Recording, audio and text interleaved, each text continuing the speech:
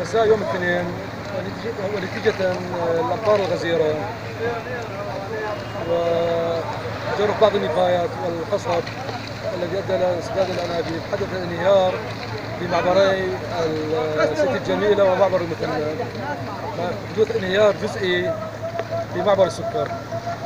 ويوم أمس شرعت مديرية منذ الصباح الباكر بالقيام بمعالجة هذه المعابر، حيث تم إنجاز معبر سيتي الجميلة ومعبر السكر. واليوم يتم العمل بمعالجة معبر المثنى.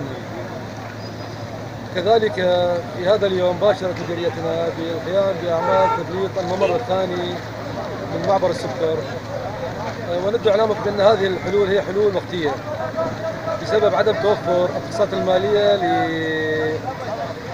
لتأهيل وتنفيذ الجسور التي تم حدوث انهيارات فيها نتيجة الأعمال الحربية.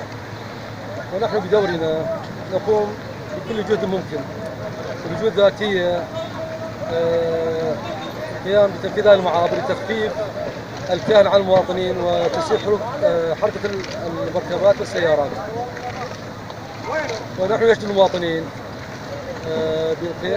بعدم القيام بدفع الإشاعات عن طريق مواقع التواصل الاجتماعي والإعلام المرئي، وعليهم أن يتأكدوا من الحقيقة أولا وثم القيام بإطلاق تصريحات.